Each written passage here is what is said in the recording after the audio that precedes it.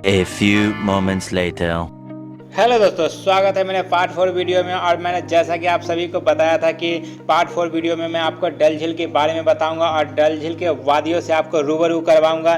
तो फिर चलिए आपको मैं डल झील की ओर लेके चलता हूं और मैं यहां का जो व्यू है वो डे का भी दिखाऊंगा और नाइट का भी दिखाऊंगा। और मेरे सभी नए दोस्तों से ये हमारे केरी मीनाती भाई कुछ कह रहे हैं। अगर तुम लोग नए हो तो सब्सक्राइब करो, वो जो लाल वाला बटन है उसके साथ सूर्य नमस्कार करो या फिर अनुलोम विलोम, मुझे नहीं पता, बस क्लिक हो जाना चाहिए। तो दोस्तों, हमारे केरी मीनाती भाई की बातों पर ध्यान दीजिएगा और मैं इस वीडियो को फिर आगे बढ़ाता हूं और यहां से जुड़ी हुई बातों से मैं रूबरू करवाता हूं। तो ये जो आप देख रहे हैं ये डल झील के आकर्षण का सबसे अधिक लोकप्रिय श्रीनगर में देखे जाने वाला शिकारा है। सांस्कृतिक प्रतीक के रूप में पहचान मिलने वाला यह शिकारा एक नाव है जो कि दोनों सिरों से नुकीला होती है और ऊपर से कैनोपी लगी होती है। शिकारा का उपयोग स्थानीय निवासी परिवहन के रूप में करते हैं और शिकारा का मुख्य कार्य यह है कि एक स्थान से दूसरे स्थान पर यहाँ के जितने भी वस्तु है उसको पहुँचाना।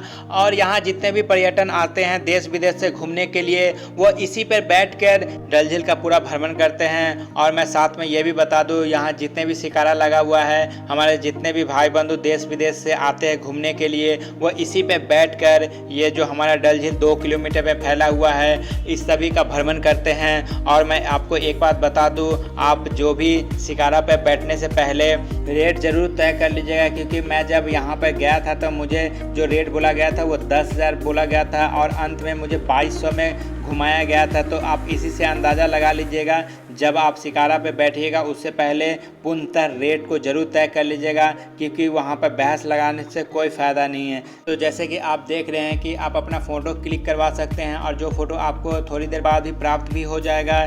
आप चाहे तो कॉफ़ी भी पी सकते हैं। इसी तरह आपको बैठे बैठे आपको फल फ्रूट भी मिल जाएगा। जैसे कि आप देख रहे हैं ये भाई जी आपको फल फ्रूट भी खिलाएंगे, या फिर आप चाहे तो जो सबका पसंदीदा है 2 मिनट में मैगी, वो भी आपको खाने की मिल जाएगा। और सबसे प्रिय जो आप जानते हैं कि महिलाओं का कान नाक का जो सामान होता है वो खरीदना, वो भी मिल जाएगा। और आप चाहे तो यहाँ अनेकों प्रकार के वस्तुएं होती हैं जो आप खरीद सकते हैं। मगर एक बात ज़रूर याद रखिएगा, पॉकेट में पैसा कैश होना चाहिए, क्योंकि ऑनलाइन की सुविधा जल्दी यहाँ नहीं मिलेगा और आपको कष्ट का सामना करना पड़ेगा। तो कृपया करके कैश को अपने पॉकेट में ज़रूर रख लीजिएगा, क्योंकि यहाँ आपको जितने भी वस्तु आपको देखने को मिलेगा वह आपको अपनी ओर आकर्षित करेगा, आपको खींचेगा। मगर एक बात अपना ध्यान रखिएगा, यहाँ जितने भी वस्तुएं आपको देखने को मिलेगा इतने महंगा रहेगा कि आपको चक्कर आने लगेगा उसका दाम सुनकर। ऐसा ना हो कि डगमगा कर आप डल झील में गिर जाए। मगर इस बात को आप ध्यान रखिए, कृपया इसे देख कर, छू कर, महसूस कर ही अपना नैन सुख प्राप्त करें, लेने का कृपया कष्ट ना करें। तो चलिए आगे और भी मैं आपको तरह तरह के वस्तुएं से भरी पड़ी दुकान दिखाता हूं, क्योंकि आप जब भी आएंगे तो अपनी धर्म पत्नी के साथ आएंगे तो लाख रुपया ज़रूर लेकर आइएगा, क्योंकि उनका नखरे जो झेलना होगा तो लाख रुपया ही झेल पाएगा, आप नहीं झेल पाइएगा।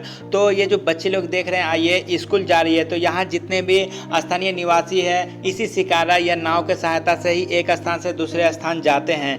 तो चलिए वीडियो को मैं आगे बढ़ाता हूँ और आपको मैं एक बात और बता दूँ कि यहाँ बहुत सारे फिल्मों की शूटिंग भी हुआ है, जैसे कि मैं आपको ये वीडियो में दिखा रहा हूँ, आप लोग देख लीजिए।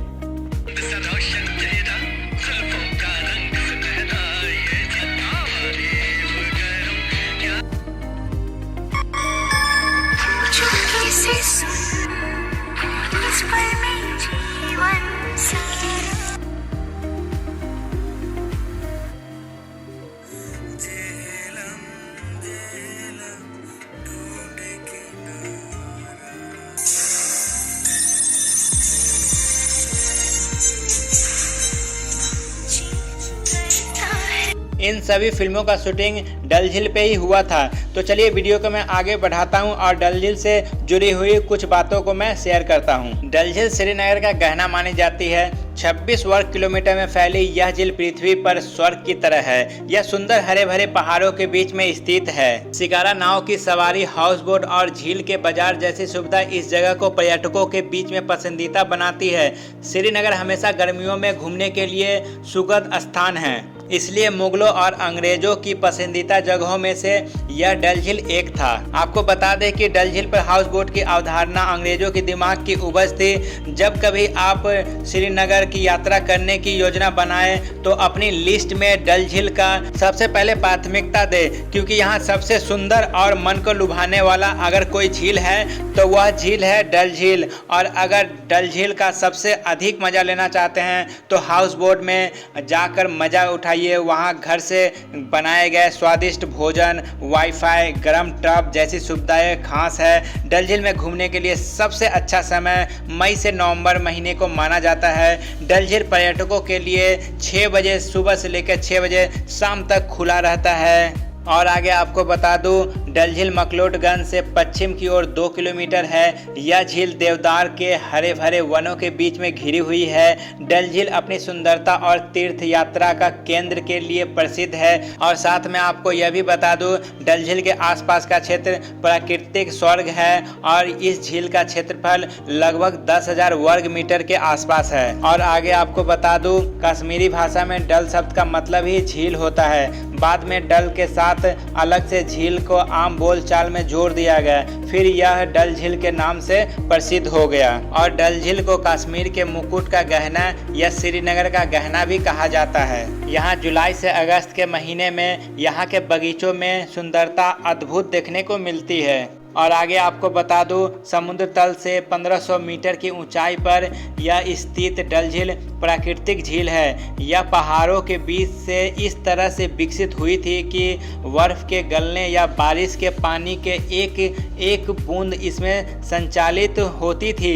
इसका जल ग्रहण क्षेत्र और अधिक पानी की निकासित का मार्ग बगीचों और जंगलों से हुआ करता था। उस समय के अंग्रेजों को जब भी अपना टाइम स्पेंड करना होता था तो डल झील ही आ जाते थे, क्योंकि यह प्रकृति का स्वर्ग माना जाता है, जो कि अभी भी यह स्वर्ग है। अभी के लोग भी वहां जाते हैं तो बिल्कुल स्वर्ग जैसा ही महसूस होता है और उस समय भी यह स्वर्ग जैसा ही महसूस होता था।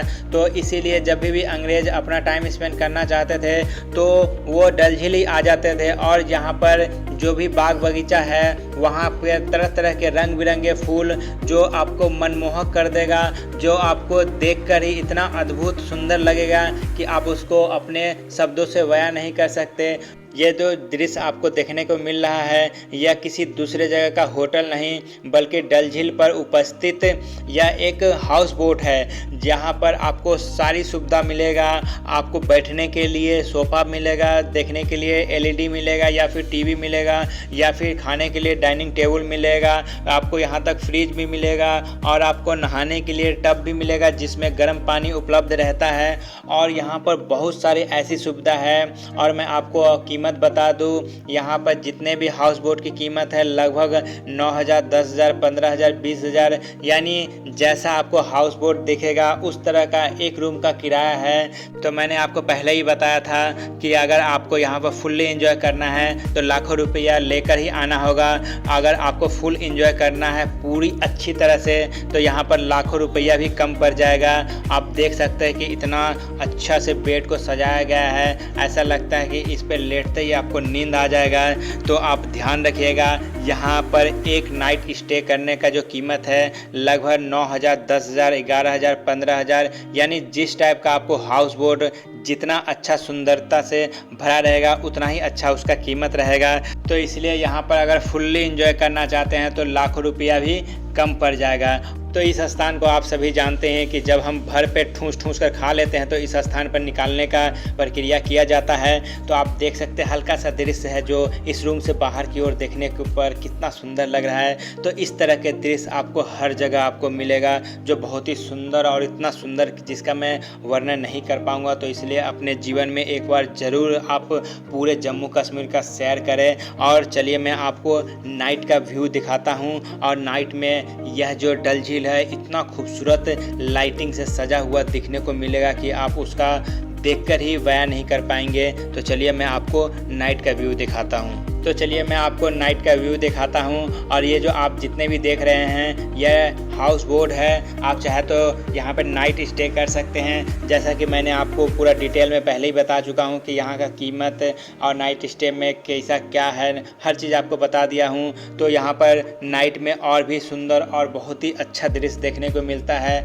ऐसा लगता है कि हम लोग पूरे लाइटों के बगीचे में आ गए हैं। तो आप भी मेरे साथ साथ ये लाइट वाली बगीचे का आनंद उठाइए।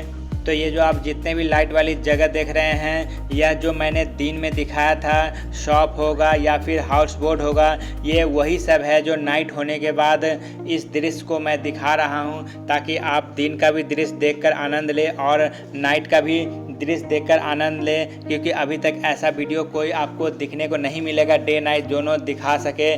तो इसलिए पहली बार मेरे स्मार्ट विजय ठाकुर ब्लॉग पर आप लोग देखिए और डे और नाइट दोनों डल झील का आनंद उठाइए।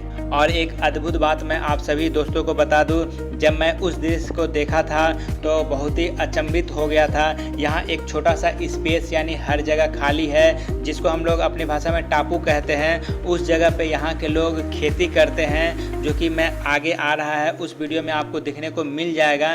तो उस पर यहाँ के लोग खेती करके अपना पेट को पालने के लिए तरह तरह के यहाँ पर अनाज उगाते हैं। जैसे कि आपको ये जो दृश्य आपको दिख रहा है ये उसी टापू का है। इस पे जो भी लगा हुआ है यहाँ के लोग कुछ फसल उगाए हुए हैं, जो कि बाद में काट कर अपने पेट को भरेंगे। तो क्या मैं कहूँ, इससे अच्छा खूबसूरत दृश्य आपको कहाँ मिलेगा, जो कि इतना सुंदर और इतना अच्छा लगता है यहाँ पर आकर देखने के बाद। और अगर आपको कम पैसे में अगर डल झील का आनंद लेना है तो एक मैगी बनवा लीजिएगा और एक कॉफ़ी ले लीजिएगा। साथ में धीरे धीरे एक चुस्की के साथ कॉफ़ी लीजिएगा, उसके बाद मैगी खाते हुए पूरा डल झील का भ्रमण कर लीजिएगा। और यह बहुत ही कम पैसे में ही आपको पूरा आनंद दे देगा। तो फिर दोस्तों ये डल झील का वीडियो मैं यहीं समाप्त करता हूँ। अगर यह वीडियो आपको अच्छा लगा होगा तो लाइक कमेंट ज़रूर ठोक दीजिएगा और ज़रूर शेयर कीजिएगा, ताकि मेरे जितने भी भाई बंधु मेरे वीडियो को देखें तो उनको भी हर तरह की बात को जानकारी मिले। और वह जब भी जम्मू कश्मीर जाए तो सतर्क होकर जाए, यहाँ भी डल झील भी जाए तो सतर्क होकर जाए। क्योंकि मैं जहाँ भी जाता हूँ उस वीडियो में वहाँ का जो भी हाव भाव है सभी मैं मेंशन कर देता हूँ। तो आप लोग ध्यानपूर्वक सुने और शेयर ज़रूर करें। अगर मेरा वीडियो अगर अच्छा लगे तो लाइक कमेंट और सब्सक्राइब जरूर कीजिएगा। फिर दोस्तों मिलते हैं पार्ट 5 में, जो कि कश्मीर से ही रिलेटेड वीडियो है। और उस वीडियो में आपको बर्फ़ की वादियों में लेके जाऊंगा। फिर दोस्तों मिलते हैं पार्ट 5 में, तब तक के लिए बाय, जय हिंद।